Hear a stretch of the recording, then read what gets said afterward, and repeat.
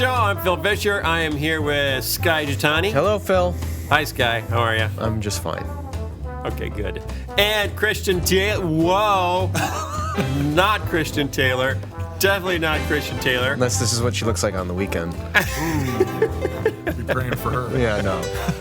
We're here with John Thompson. John Thompson, formerly of Wheaton, Illinois. That's right.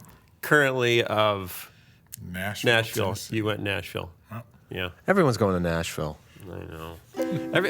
What's amazing is the number of people that believe I moved to Nashville because Big Idea moved to Nashville. Mm-hmm. So I'll have people call me and say, hey, can we meet? I'm in Nashville next week. And I say, well, there's also just in general, Nashville's become like the magnet for all Christian creatives. Everything. Creatives. You're supposed to be. If you're a ministry, then you go to Colorado Springs. If right. you're a musician.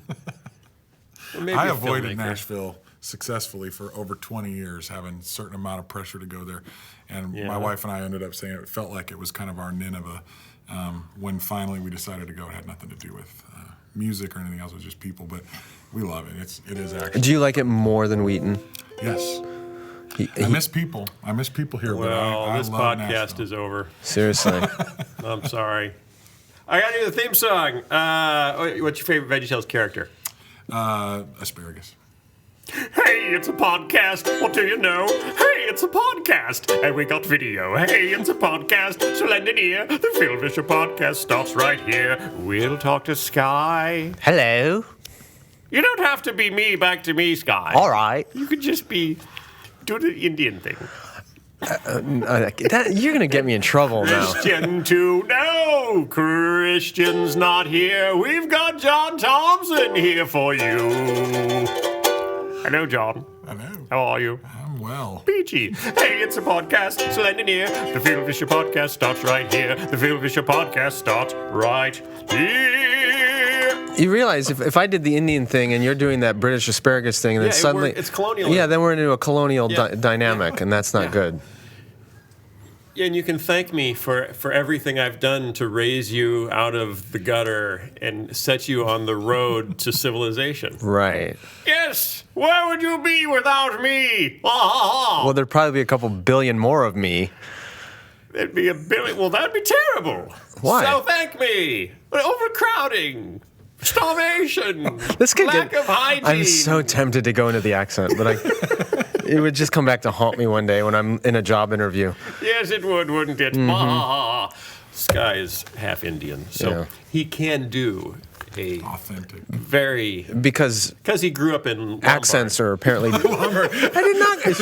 I grew up in Glen Ellen. I grew up right on the line between Glen Ellen and Lombard. Oh, yeah? That were right off Roosevelt Road, where it was. We called it Little Asia. It was all of the immigrants from Pakistan and India and stuff. Wow. I have to note for all of our fans in Lombard, when I suggested he grew up in Lombard, he actually took that as an insult. I did not grow up in Lombard. I grew up in Glen Ellen, which is right next to Lombard. Yeah, it's a poor man's Glen Ellen. Well, yeah, you go to Glenbard, whatever high school because it's Glenbard system. South. Yeah, Glenbard West. Look really? at East, South. Yeah, you're South. What are you? No, I was East. Glenbard. I was You're South. East. Really? Yeah. This is nuts. We have 3 people on the podcast that didn't know each other in childhood. Well, you're the oldest. He's between us, and I'm the youngest. Yeah. Okay. So we probably didn't even overlap in high school. What is that? Because we weren't in high school at the same time. But we're just but we represent 3 of the 4 Glenbard high schools. That's right. Of course, Glenbard West was the best. It's the dump on the hump. Oh, come on! Dump on the hump. It was the castle on the hill. It was the shining city on a hill. Calling out to the poor, to the disenfranchised. You got our radio station. What do you mean I got your radio station? Well, Glenbard West. Yeah, we had the radio station. It was supposed to go to Glenbard East, which is why there's a tower built at Glenbard East. And the rich people in Glen Ellen said, wait. If there's going to be a radio station, we get it. So they put it at Glenbard West. That's what we always were told. Really? Yeah. So if you drive by Glenbard West, there's an empty radio tower. So your parents were seeding you with anti-Glenbard West sentiment. Yeah. Glenbard West was like the 1%. That's why you were on top of the hill behind your fortress walls because it was going to be. It was to keep out pitchforks and rioters and stuff. Stay away! You commoners! Okay, we have John Thompson. John Thompson used to live here in the area. He now lives in Nashville, but he's back because he's on a book tour. You're on a book tour? I am. Is that what you're doing? I am. Did you do Moody Radio? That's coming up. Oh, it's coming when? Yeah, Tomorrow? Next weekend. Next- Or this coming weekend. This coming weekend? Doing Moody Radio? Saturday morning, 11 o'clock. Which will be your second biggest interview That's right. after this one? Yeah, absolutely. Who you with on Moody? A certain Julie, and it's a show called Up for Debate, 11 o'clock. So is it a debate show? I hope so. I'm prepared. It's up for Or debate. is it a poorly named non-debate show? Do you know who you're debating or what No, you're debating? I'm not sure. I'm not sure. I think, the ideas in this book are kind of about small, authentic, homegrown, handmade things. So I'm assuming that they'll find somebody who's all about big corporate industrial things, and then it's just set us loose on It'll each be other. you and Bill Hybels. I'm sure they'll pull him in to represent That'd be the good. large That'd be scale. great. Yeah. I'm not sure how much Moody Radio he does. I don't think he does. No, either. I don't think so either. Robert Schuller died. Yeah, that's true. Yes, he did. That's our news for the week. That's news. Robert Schuller died. The founder of the Crystal Cathedral, one of the first Yeah. mega churches in the United States. So that's like the end. Is that the end of an era? Do we think that's represents? I think it's Is that the end of anything? I think it's actually it's the beginning of the end of an era. Well, when Yeah. the Crystal Cathedral is now being reborn as the Southern California or the Orange County Catholic Cathedral. Do you know how that church started? He started a church. No, Robert Schuller started it. He started a church at a drive-in movie theater. Yeah. Where people would drive their cars and sit in their cars during church, Yeah. and he would preach from up front. Because we need to bring the gospel to where the people are.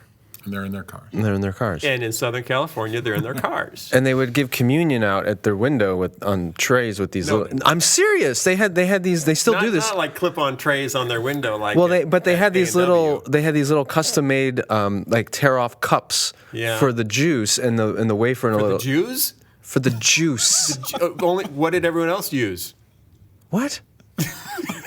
You know what I'm saying. You're just trying to be cheeky. So you're saying that he invented, for his purposes, the disposable? No, I don't think he did. Not all disposable, but they were With they a little pill of they- flour that was tucked in the top. right Extra layer. Of something like that's where that all kind of started because they needed a way to distribute this Yeah. at a drive-in movie theater. Wow. There's still drive-in churches at places.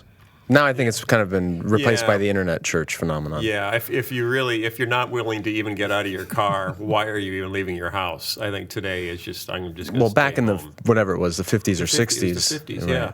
Yeah, there's interesting parallels between Schuller and Walt Disney and the See, with Crystal you, it Cathedral all comes and back. Disneyland, which are very close together. Yes, they are. Started approximately the same time and revolutionized categories. Church, amusement park. And now we've blended them. And now they're together, and we have ex-Disney designers designing themed areas for megachurches. That's true, actually. That's the world that we're in now. How do you feel about that, John? I think it's. Having written a book about small, custom, handmade Christianity. I'm holding up John's book. His book is called Jesus, Bread, and Chocolate. That's right? Yeah. And there were like 10 other things you considered. Yeah, Let's let's bring those up because it'll confuse people. Yeah, right. And then they won't know that they have to go to Amazon and type in Jesus, bread, and chocolate. Right. Is that in order of importance? I guess so. Yes. that's not a really savvy title in an anti-carbohydrate kind of culture. No, it's not the healthiest title, but Right. yeah, the working title was bread, coffee, chocolate, beer, and Jesus, and they just said Bread, people- coffee, chocolate, beer, and Jesus. and then there's music in there. There's quite a bit about music in there. Too. So yeah, it was. You just couldn't make up your mind, could you? Crafting a handmade faith in a mass market world. Okay, elevator pitch. What's it about? I believe that the church has taken on the values of the Industrial Revolution far more than she has shaped those values. And that we are living in an era when that is all toppling and there's an entire generation of people, not defined by age necessarily, but just by culture, that are done with the industrialized version of consumerist Christianity, and they're looking for something deeper. So as we encounter millennials to boomers who are saying they're distancing themselves from the church, I think that they're actually distancing themselves from kind of the Walmart values that have permeated it, not necessarily the actual gospel. How do you distinguish? industrial values, Walmart values, and people rejecting those from the people rejecting politicized Christianity, or say it's so closely associated with Republican values or libertarian values, and that's what they're rejecting. Is it the same people rejecting both, or are they different people? Sometimes it's the same rejecting both, but I think the root is the same concept. And ironically, it's because of the consumerist model. When we're raised in America to be consumers, that's kind of our primary, highest calling. Right. And so what a consumer But it's for the good of the economy. Right, exactly. It's we're never going to get out of this recession if we don't put more stuff on our credit cards. If you don't spend more, we all go down together. Right. We the all flag go is down. waving It's as we for put your down the children. visa. Exactly. You are spending the money they would inherit from you for their ultimate benefit. Yes, exactly. In a roundabout way. And so what do good consumers do when the product doesn't any longer meet their needs? They trade it in for a new product. Right. So there is some of this that is just the next expression of consumerism. It's the snake eating its own tail, because we've come up in an era when church is another product for many people. And so yes, sometimes that product has very political overtones and people are rejecting the politics, so therefore they're rejecting the faith that delivered those values. Other times it's just that they're going and it's no longer moving them. It's no longer entertaining. It's no longer getting them the same emotional high that it got them at one point in their life. And again, they're approaching it as a product and the product isn't working anymore. So they turn in that product for something else, and they're going out on nature walks, or they go for, in Nashville, it's very common to see this church to church to church kind of thing. There's always the latest, hippest church. When I grew up here, most people didn't go to church anymore, so it's kind of like. And we move more slowly from church to church. Yeah, exactly. We're a little more formal. I grew up in the Episcopal Church, and it was kind of, there was people that you thought maybe hadn't even left the building in 80 years. Like there definitely wasn't a lot of Episcopal church hopping. No, you were just there. Isn't. And then they make you into a statue. So the first book I ever wrote was about consumerism in the church. Oh, did you know that? Yeah, clearly, very few people ever knew that. It had commodity in the name. It did, but the thing that was interesting is when it came out, some folks who probably didn't read it very carefully were saying, "Well, you're just anti-mega church." Right. And what I tried to make the point of is, no, there's just as much consumerism in small churches or in the micro church movement or even the house church movement as there is in a mega church, because it's exactly what you said. It's people are just looking for the next entertaining thing or the next fix or the next novelty that will satisfy them briefly, and then they'll move on from there. So there isn't a silver bullet church model here that fixes this problem. And this isn't a church model book. In fact, I had to kind of consistently go back and say, this isn't about how to build your church. It's not about to do church differently. Well, you really just lost half your audience right there. Okay.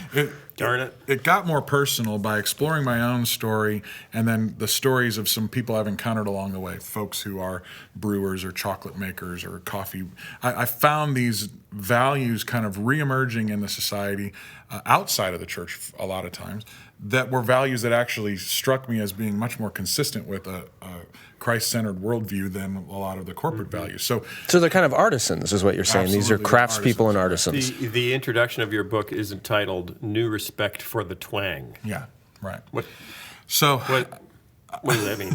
Is that just because you moved to Nashville? Yeah. No. This actually starts with a story that took place right in Wheaton at Grandma Sally's, right on Roosevelt. Grandma Sally's? It closed. Yeah, it's gone. Closed after all these years. That was our favorite after church go back and get lunch place. But Alfie's is still there. Alfie's in fact, is still there. they named their dog after Alfie's. Yeah. It looks like they rebuilt Alfie's, though. It looks like a they new moved building. it. Yeah, they It's moved it moved down the about, street. yeah. The old building was held up by shadows. This may not seem that important, It is very to important. those of you at home, but to the three of us men in black from the Glenbard school system, which teaches you to dress only in black, this is vital information. Well, we're mourning the closing of Grandma Sally's. Yeah, That's forget about the future of the church. What happened to Grandma Sally's pancake house? Grandma Sally's can't survive and Seven Dwarfs can. But Seven that Dwarfs, kind of sums up Seven everything. Dwarfs can't fail. I mean, you can't kill it. There's never anyone No one knows what you're there. talking about now. They think you're talking about Anyway. Disney. There's a family restaurant in Wheaton called the Seven Dwarves that my mother went to when her parents brought her to Chicago to visit Moody when she was a little girl. Okay, and my mother's 72 now. So, and it's still there, and it's still going, and they still haven't replaced any of the light bulbs that Yes. are out on the sign. I live very And they close to have there. these very evil versions of the doors. They're Yes, very they do. scary. They do. They scare have- you into eating your vegetables. They have art inside Right. that if any Disney executive ever walked in the Oh, yeah, door, it's totally unlicensed. they would immediately have a lawsuit on their hands. But I was at Grandma Sally's 1995 with Buddy Miller, who now has Buddy become Miller, the producer, guitar player. yeah, guitar player, Right. banjo player, accordion guy. Yeah, he's royalty now. I mean, he's the music Why was he supervisor. in Because he Wheaton? played at my little club in downtown Wheaton called Okay. Upstairs at True Tunes with his wife Julie Miller and a guy named Randy Stonehill. And Randy Stonehill. Oh! so, Okay. so Buddy and I got breakfast the next morning, and we were talking, and I made a comment. He asked me about the kind of music Michelle and I, my wife and I, did. We have a band called The Wayside, and I told him about the kind of our influences and a lot of old country stuff. And I made this comment. I said, I like classic country stuff. I just don't like the twangy stuff. And I mentioned Garth Brooks and Shania Twain. And okay. Buddy, in his way, he's a very soft-spoken, gentle guy. Yeah. He kind of sits back and he's like, John, let me suggest to you that it might not be the twang that you don't like about country, but the absence of twang. And now that got my attention. Oh, that's like a Zen kind of thing. Wow. And I say, it's and like I tell the Buddy story in the Miller, book. Yoda. Exactly. And I tell the story in the book that I Just felt not like the God twang. said, pay attention. This is very important. And he said, he talked about country music and how the twang was the essence of American music. It was the tension and release. It was in gospel music. It was in country music. It was in blues music.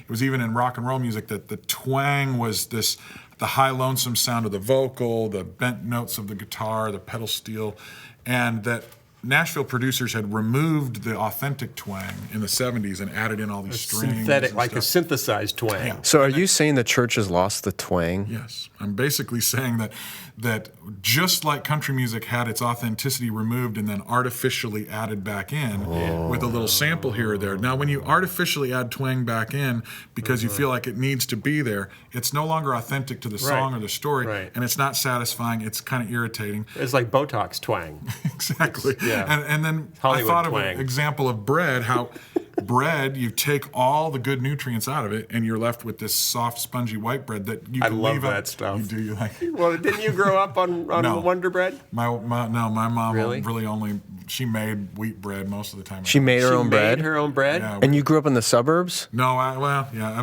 grew up down in central Illinois on a farm. for the Oh, first see, 10 that's years of my different. South of I-80. That's the Yeah, South. They don't have, South of I-80. store-bought bread down there. Right. life. We did, but the white bread that you get at the store wrapped in plastic, it can sit there forever because it has nothing in it that the microbes and the mold can even eat. They want to You know, you're right, though. It's really bad when bacteria won't eat your food. Right, exactly. Yeah. Because should you really be eating it if they won't? Right. I think that's a guess problem. You've got a point. But see, 50 years ago, no one would have said that. No. You said, finally, we've made food that doesn't go bad.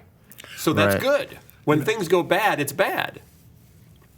When things stay good, it's good. But when That's things what we never used to go think. bad, Like a Twinkie. it's bad. scary. This is See, John a Walton's whole Twinkie. argument. Right. Through science. Right. And this is why we've kind of become disaffected, not disinfected. That's a whole different scientific conversation. Disaffected with science and progress, because we used to believe that science would make everything better, including our Twinkies, so that they last forever. And now we've realized that we've become synthetic. Yeah, but the irony is when you eat things that last forever, you don't.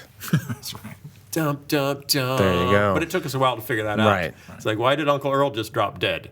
I don't Twinkie know. consumption. I thought the Twinkies were keeping him going. Okay, back to you, John. Well, the bread, that's a good Southern example. Illinois, wheat bread. Wheat bread, and the fact that they removed all the nutrients, which made it last longer, kept Yeah. it softer. Then the government at one point said, you can't sell this stuff and call it food. It had no nutritive value left. So they chemically add the vitamins back in and call it enriched.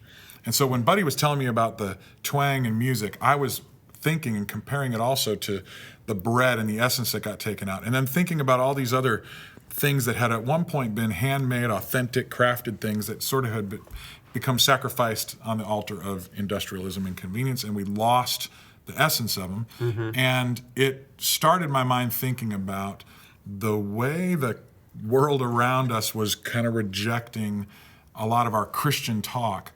it felt like that Christian talk was disconnected from anything authentic. We weren't listening to the question. We were just saying Jesus is the answer. And we found that For the world today.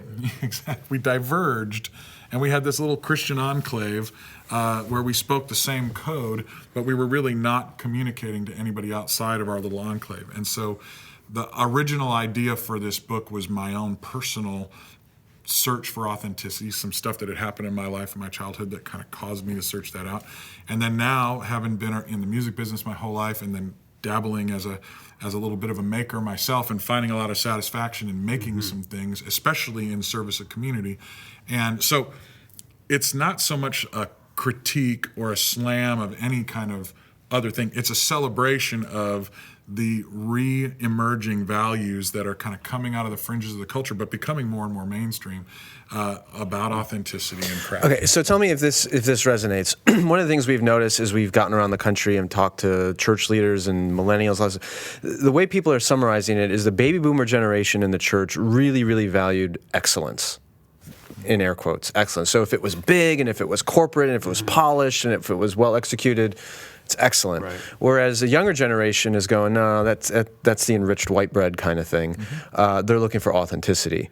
Is that the trajectory? Exactly you're right. the same thing. Exactly. So, okay, one example that came to my mind as you were talking about this re-injection of nutrients. I have a friend who leads a very diverse multi-ethnic church in an urban setting, and I went to interview him and his whole team, and Hispanics, Latinos, African Americans, Asians. The senior pastor happens to be an Anglo guy. And I asked him a question, what's an example of something you tried to do that just never really took off because of the diversity of the church? And he said, small groups. And I said, well, why is that? And he said, because small groups is a white person thing. And I said, well, what do you mean? I mean, small groups are a white person. He said, well, when you think about it, white culture doesn't know how to do community anymore. We don't do natural, organic community. So we have to inject into it a structure that says, okay, you're going to get together with these people at this time in the week. This is going to be your community. Here's who's bringing brownies. Here's who's watching the kids. Here's your curriculum. Here's how you do it. Here's when it's over, so you know when people are leaving your house.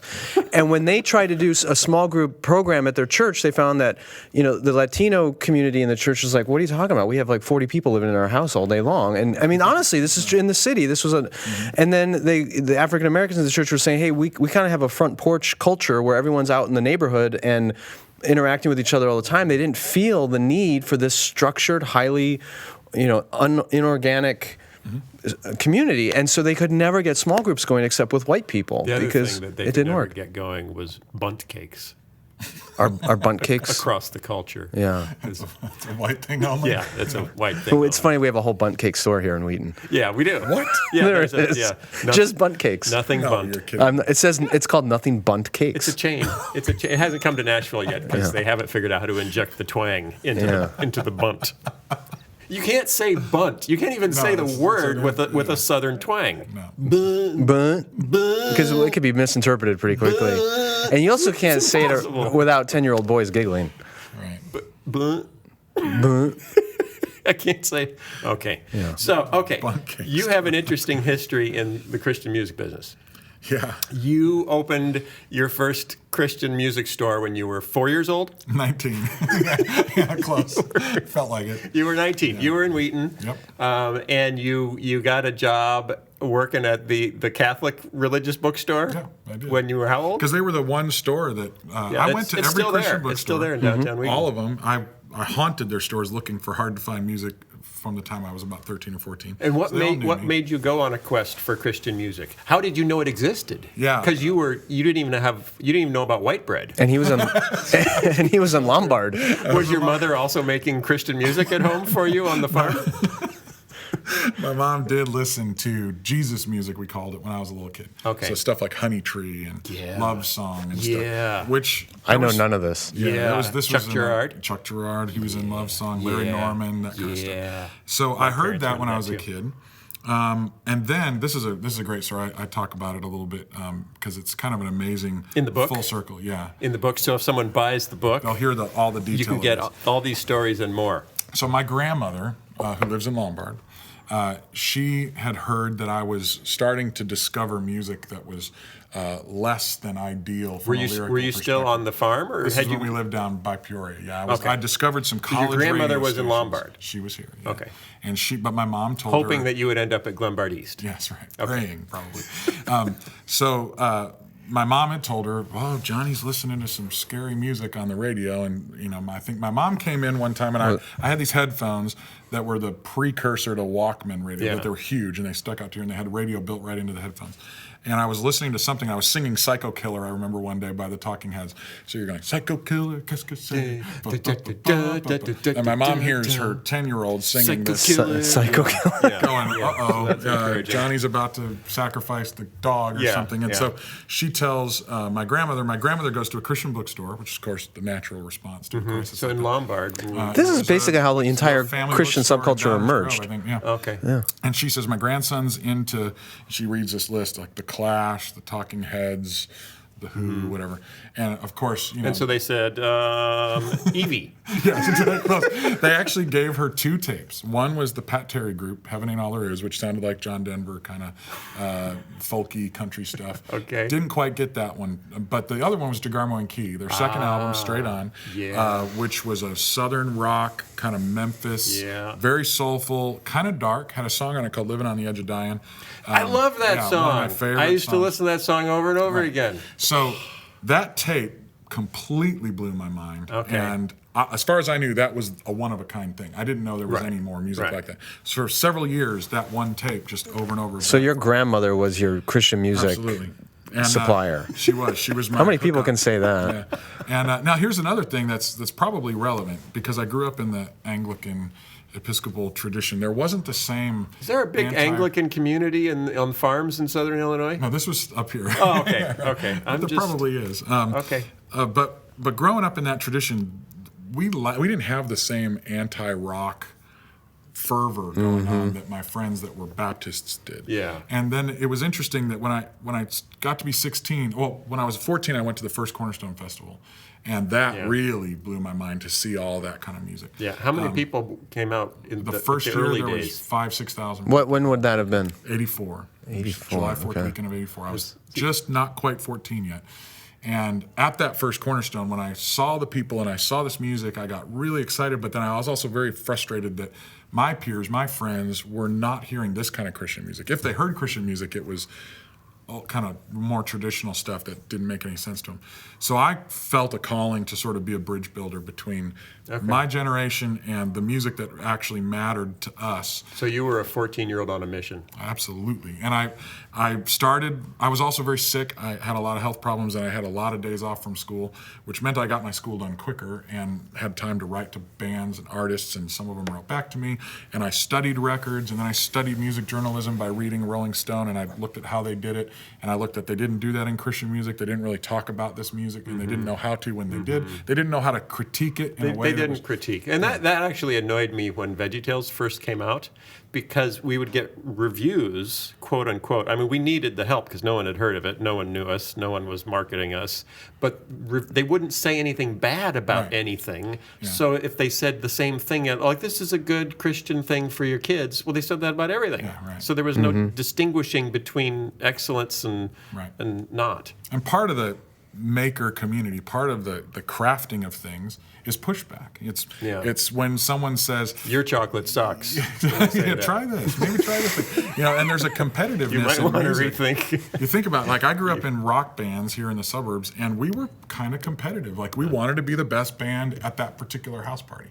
And in Christian music, the idea of competition was also not really out there. So I went around to all the Christian bookstores. Except for at Awana. That's true. Yeah, you wanted to get the most the things and the most points and You wanted to run around the circle faster. That's actually than the other kid. that's why I didn't like Awana, because I'm not competitive. Right. Yeah. Well, Anyway, I feel back like to you, John. That's enough about me. So Back to you, John. how how did that then land you at a Roman Catholic bookstore? So when Isn't that where this began? It's still there in downtown Wheaton. It's where I go for all my statuary. Yeah. All my I have a fun story statuary. about that. Yeah. So I went to all the Christian bookstores and I offered them the same deal. I was 16 years old. Didn't even quite. I was 15. Didn't have my license yet. But I said, if you hire me, I'll do anything you want to do, as long as you let me run the music department on my own terms, because I have a vision. And if you do, I told them this. I was 15. I said, I promise I will double your music sales in a year if you let me run your music department. So John's Christian Bookstore, which was right down the street. Yeah. That's where I got my music at the same time. I was going through the bins at John's. Right. And there was Scripture Press, and there Yeah. was what became a family bookstore that was back then, I think, called Zondervan. Yeah. I went to all of them. They all said, John, we'll hire you right now. We love Right. you. You're a great kid, but we're not changing the music not- department. yeah. And a lot of them were still afraid of the rock and the alternative Were and the you metal precocious? stuff. A little bit. Okay. Did you have a beard at 14? Because that could have scared them It too. was really long. Yeah. But I went to Phil Teskett at Wheaton Religious, and I gave him the same spiel. And he said, so, are you okay with selling Catholic stuff? And I said, well, I mean, Episcopalian and Catholic wasn't that different. I said, you'll have to cue me in on who the characters are up on the wall, because I don't know which saint It's did all what. But John Michael Talbot music, right? No. They had there was that, but they already had a pretty cool music department, because the predecessor to me was a college kid who had built that up, and we're in downtown Wheaton, so there were some college students coming. Leave it to the Roman Catholic store to be open to without Reformation. having the same prejudice and the same hang-ups about rock and roll, it freed us up to do whatever we wanted to do. And Phil taught me about retail. He taught me about marketing. He taught me about all that. And then actually, when I unpacked my vision for True Tunes, this all-music store that was going to be a lot more radical, Phil's the one that bankrolled the whole thing. He paid for it, and True Tunes was started as a bud off of Wheaton Religious. So anybody who grew up in Wheaton 20 years ago totally remembers True Tunes. True Tunes. Yeah. And then we did a magazine that did pretty well for a few years and went around the world, and we kind of helped spark something, but it was never the core CCM. It was always this kind of left to center version of it. And I realize how that story kind of ties in with all this, because even then, Cornerstone Festival was about crafting community out of very disparate parts. And what I was doing with True Tunes was what I'd seen Jesus People USA do in Chicago with Cornerstone Festival. Get people that kind of don't fit in other places, put them in a space together, give them the freedom and some inspiration, and see kind of what happens. Okay, so Like small groups. something like that. But isn't the trajectory that things start that way? They start small and organic and handmade and craftsman-like, but over time they become this industrialized juggernaut machine, impersonal. Because I've heard so many great stories of megachurches that started, it was just 3 couples in a living room and we all loved each other, and then now they're 30,000 people and no one knows each other's names and they're run by some corporate magnate that. Right. So how do you prevent things from developing to that point where they become impersonal and industrial? You have to be willing to say no. The story starts with a conversation I had with a friend who was a baker here in the Chicago area. He was an incredible craftsman with flour and eggs and sugar. He made this old world European style breads and sweets and stuff. Does he bake cakes for gay weddings? No, I'm going to pass about on pizza? that question. But it came to a point where he could not continue to make the kind of work he was making and supply it to Costco, which had kind of taken over where people wanted to buy their baked goods. He tried it, it didn't work. And instead of compromising and changing the essence of what he did, he stopped doing it. He still bakes. He makes great work for family, for friends, but he paints houses and he has a painting business to pay the bills. He walked away from that instead of losing the essence, and I think that the ability to say no to growth is difficult for people who grow up in this culture of industrialism. But Right. some growth is okay. It's okay. I mean, it's not like anything big is automatically inherently bad. But okay, so you When it loses the essence. so you're a pastor, you start something, you're a baker, whatever, you start something, it's handmade, it's artisanal, it's pure, it's authentic. Other people say, that is awesome, I want to do that too over in my town. Can you tell me how to do that? Now you have to, okay, I need to come up with guidelines and, Right. and a handbook for how to but do this. Look at the micro craft brew world. Yeah. you can either say, if you were Are inspired. you talking about beer? Yes. Are we talking about beer Is now? that okay? We're not in Wheaton, I guess. We're in Carroll Stream. technically We're just across out. that Okay, line. that's okay. Yeah, Wheaton And was a dry city for right. most of its history. But the craft brew thing is really interesting because you could go and be inspired by a beer that you have in some local environment, and then you could go home and you could be moved to make your own local craft beer. And there's a difference between learning the principles and the ethics behind great brewing and getting a recipe handed to you or becoming a franchise of a local Budweiser bottling company. So that model, that distinction is different. I would say that if the church is about sort of protecting the brand at all costs and making sure that they're handing you the recipe saying you do it exactly this way, call it this, Right. and then people will buy it, that's different than saying, here are the principles of brewing, here's the ingredients, here are the ideas, here's all the different ways you can express this and make it authentic and try and then you have your own local thing. But there's a brewery out in New England called Dogfish Head, and they were growing. Everybody recognized that as one of the best craft brews in America. And they got to a point where in order to keep up with the growth, they were going to have to compromise the integrity of what they did. So instead, they actually pulled out of a bunch of different states that they had taken their beer into. And they said, no, we'll pull the boundaries back and we'll make sure that we protect the integrity of what we do. And that's the question. It's not so much never growing. It's growing mindfully and making sure that you don't lose the essence of what you're trying to do. But doesn't that kind of contradict a core evangelical value, which is bigger is always better? If you reach more people, That's not an evangelical value. That's an industrial value. It is, but I think they grew up side by side. I mean, obviously Christianity. Judea, Samaria, and the ends of the earth. Obviously, Christianity predates. And that's me. In That's that just order. instructions for me, Right. Phil, personally. So I have to franchise. Well, you haven't even been to Jerusalem Because yet. you certainly couldn't just actually physically. No, not me. No, Yeah, right. but it's still a direction for me personally. Right. I'm saying we focus on Judea, we focus on Jerusalem as individuals. Yes. And then every so often the doors open and we go to the ends of the earth and we serve. No, we have to come up with a system. We have to come up with a system. But that's really the mindset. I mean, when you get around enough, especially ministry circles, the attitude is there are a lot of lost people, and the urgency of the mission dictates that you reach as many as you can, as quickly as you can, by whatever means necessary, which means quality, frankly, has to get thrown out the window, which is instead of making But if fully people- formed if disciples. people are making decisions for Christ, isn't that the quality? Well, that's it. But that's a decision. That's not a disciple, right? That's. Well, what percentage of Billy Graham? I mean, I really respected that his organization came out. They studied all of the millions of people that had made decisions at big stadium events. Right. And from what I recall, I could be wrong, but I think that they said about 4% of the people who made those decisions were actually walking that out years later. So that's the difference between someone punching a card, making a decision, having a moment, and someone actually on a journey. And there are times when things are it's good as the larger community can accomplish things in terms of social justice. So and okay, change. so the younger generation, younger than me. Okay, I'm no longer the younger generation, but the younger generation, they all have beards down to here, and they like to make things. Yeah, they all like, pickle things. They pickle things. They pickle their own beards, save them. They pickle their pets.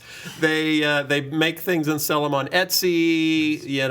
They do wire up their own little Lego robots. So they like to make Lego robots, Mindstorms. Those are big with techies and nerds. Oh. Sorry. Oh, you're not on the inside. You're on the out. That's because you went to Glenbard South. South, yeah. Okay. So that kind of maker culture, that desire for authentic. The tinker twang. How? That's a good one. What? The tinker twang. Tinker twang. You gotta watch your diction on that one. .com. Tinker twang. Yeah. Tinker twang. Yeah, I heard it. Tinker twang. I got it. That's our Yeah. new band. There you go. It's Tinker Twang and the something. Okay. And the blowfish. Tinker Twang and the Blowfish. There you go. There you go. New T-shirt coming. So how do you let that maker instinct bloom in a church context without the older generation killing it and saying, wait, you need to read this book on church growth and do it the way that... Bill Bright does it or whoever else does it. Well, that's interesting you said the thing about small groups being a white people thing because they don't authentically understand We don't do community. Well, Bowling alone. not just by ourselves. I think that there's something to that, but I think that there's times when the body being so fragmented culturally, we've lost some of the resources that other sections of the body of Christ, if it was acting in unity, could bring to the table.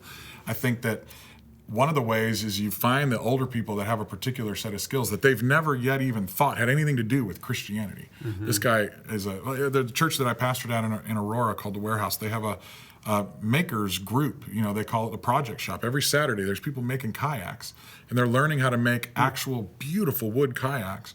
They're doing a partnership with the ministry called Riverwoods Camp where they take kids, inner city kids, they're teaching them how to do these things. They'll build a boat, then they're donating these finished beautiful kayaks to the camp so that the kids can learn how to. That's something where you might find a guy in your church that doesn't think he's a good teacher, doesn't think that he's going to work with the youth group or whatever, but he's really good with tools. Right. That guy has something to offer, but the church being such a narrow product, let's come here and receive some teaching, sing some songs. We don't really have a role for kayaks in our Sunday morning worship service. And so any of the areas of life that aren't called into and lived out under the domain of the body of Christ are going to get adopted by somebody else. People are going to go, they're just going to ride their motorcycle with unbelievers or whatever. And it's not like we got to Christianize everything. It's just to live out the expression and to find those people and say, how many people can show you how to pickle things, that are, you might find new recipes. You might find just a more of a living out authentically of the faith within the context of all aspects of life, as opposed to segmenting it and saying, here's the Christian part of my life, and then here's my hobbies and my passions. So if church leaders validated more of people's interests and callings and abilities rather than ignoring them and just thinking about how can this person be utilized for the ministry. And without artificially stamping a fish on it and calling it Christian. It's like, so these kayaks don't have ichthus on them or something? What they have... They're actually in the shape of ichthus. Because it's a very streamlined shape for the water. It's a fish. I don't know if you know this, but fish are well suited by God and or evolution to the water. That's true. Right. So, I think that you Christianize things, that's a product of branding and a product of industrialism. Yeah. But when you just say, hey, who wants to do that? Who you're into racing cars or working on cars, get together and do that. And in the process, you're bumping elbows, you're hanging out with people, you're getting to know more about their life. You're not just talking about community. But are you going through some sort of a study? Is there some book? Is there a Christian kayaking Bible study? Have you seen the Bible studies they've made out of classic TV shows, like the Mayberry Bible Study, and you watch episodes of Andy Griffith, and then do they have like I Love Lucy? I think so. Really? Yeah. Yeah, it's awesome because that's the entrepreneurial spirit. What shows would they not use? Cagney and Lacey. Love Boat. Love Boat. I would pay for that Bible study. I want a Love Boat Bible study. That would be so much fun. Your other passion is music. Obviously, you got a lot of time invested in music. A little bit. Are you discouraged about what's going on in Christian music today? Because everything has changed in the last 10 years. Well, sure, there's things that are discouraging when it comes to how difficult it is for really good artists to cut through all the noise and find an audience. But it's a mixed bag. It's also less expensive to make records than it's ever been, and less expensive to make really good records. The technology... Especially if you sample other people's records to make your record. But you can record... We did a record, my wife and I, that was a fraction of the budget of the record we did 12 years ago. Sounded much better. And it was a tenth of the budget of the record we did 20 years ago and sounded much better. Right. So technology has allowed that. What do you do with it? You give it out as Christmas gifts to your family. And because the cost has gone down, it used to be when we were kids, like it cost something to make a record, so you had to work really hard. Right. Or you had to make sure that you could sell enough. Or there was a bar. There was a bar. You had to bar. Exactly. You had to be really talented. So some producer or record label would say, "We will pay for you to produce this." But now, same thing in writing. publishing. You can publish anything because everyone's got a blog and a Twitter account. Yeah. So any idiot can say whatever they want, which means the good stuff is harder to find. Exactly. Right. So that's the downside. But there is a lot of really good music being made. There's good music being made. And the bigger companies are still pretty good at doing that particular kind of contemporary Christian music that's kind of got its audience. I work mostly in gospel music. What is that audience? Well, most CCM music right now is either worship songs for church, evangelical churches to use on Sunday morning, or it's the soccer mom music. It's the light pop music. So they do that very well, and because they've got scale, they've got the ability to still kind of have those cool concert experiences with the big lights and all that stuff. So they're doing that really well. And my personal roster is more in gospel music. But even that, if you look at what were the big three, Benson, Word, and EMI was Sparrow. What's the size of that business among the big three compared to 20 years ago? Is it half what it was? It probably might be a little less than half. Okay. In terms of if the size means the sales, if it's just dollars. Yeah, when it comes what about rosters? Are there significantly smaller, fewer? Yeah, because the labels back then had a wider roster. They would have some heavy metal bands, and some rap bands, and stuff. And now they've had to focus that down to the core audience, which is Christian radio. That's the same thing in publishing. I mean, at Christianity Today, we used to have 12 magazines.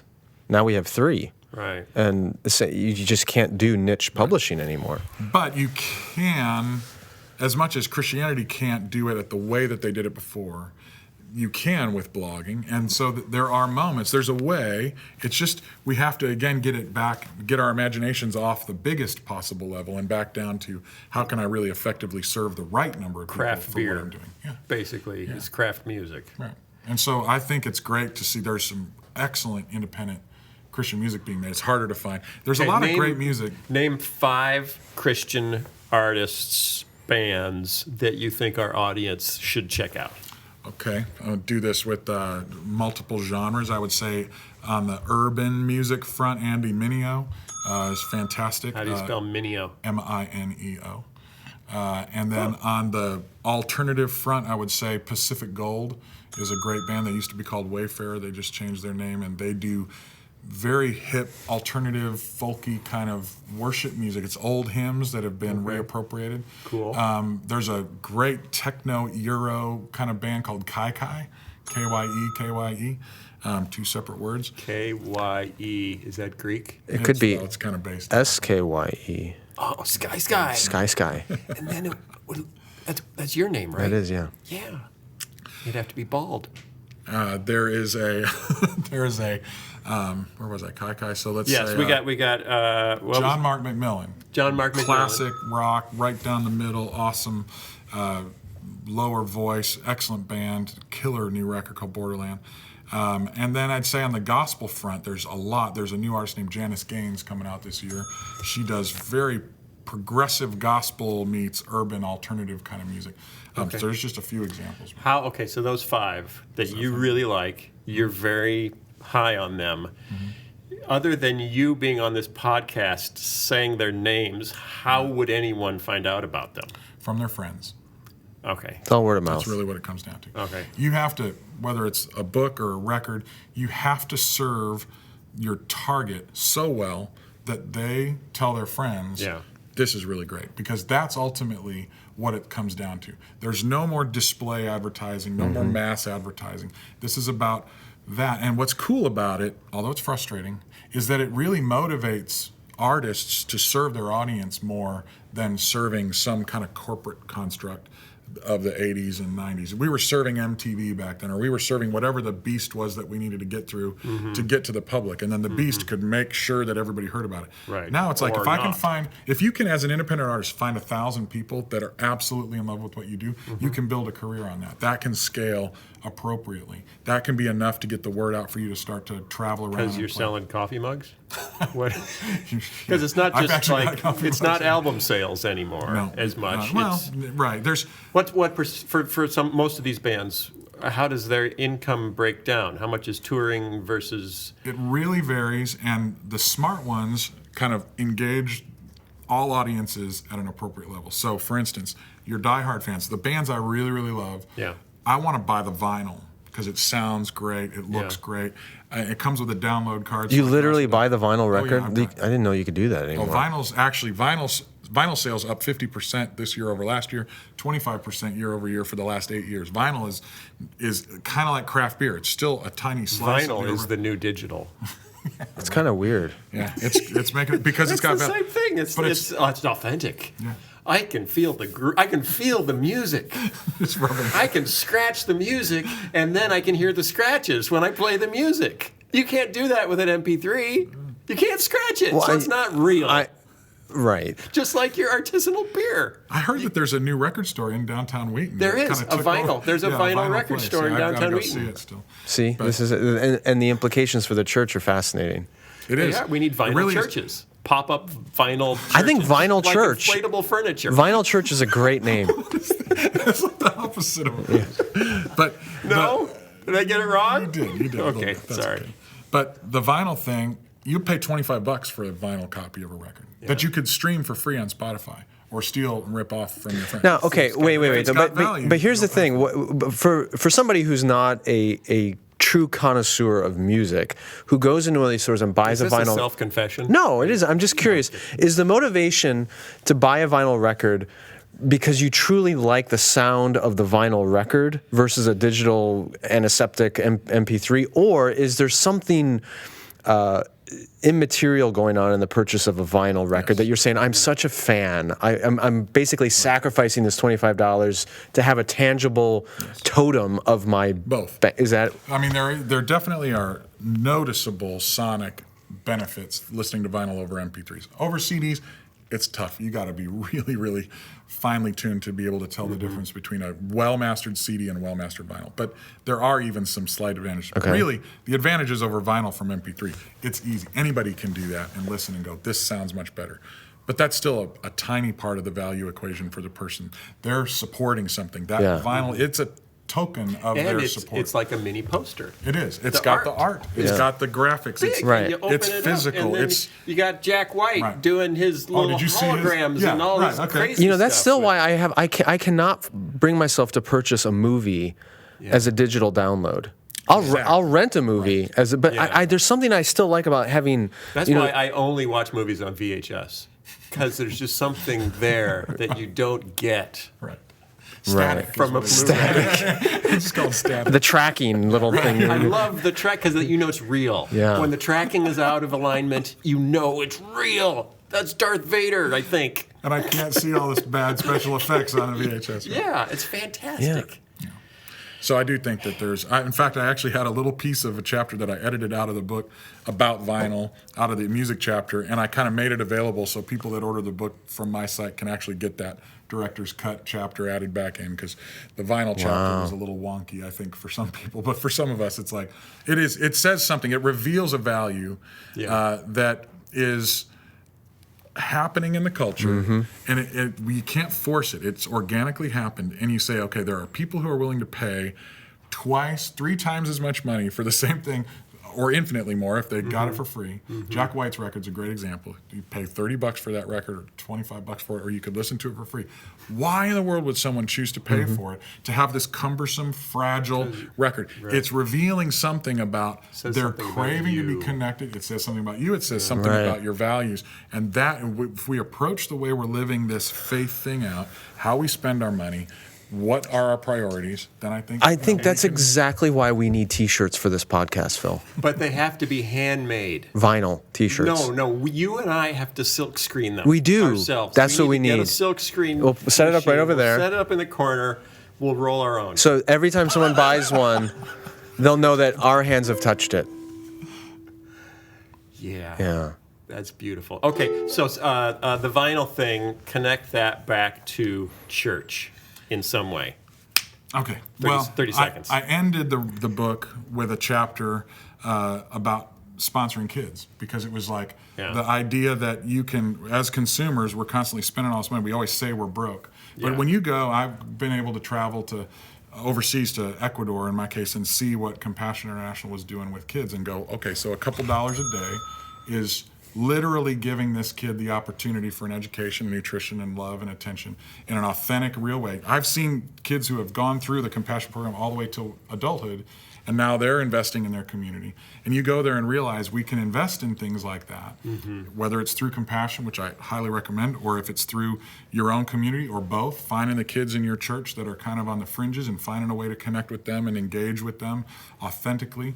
But so what how you're we saying, spend our money and our time. What you're saying is we should hire children to silk screen our T-shirts for us on the podcast. And harvest our coffee. That's and right. everything Yeah. else, right? No, that's actually not what I'm saying. Okay, just double I'll checking. punch you later for having suggested that. Just clarify. I Just to think that's- clarify.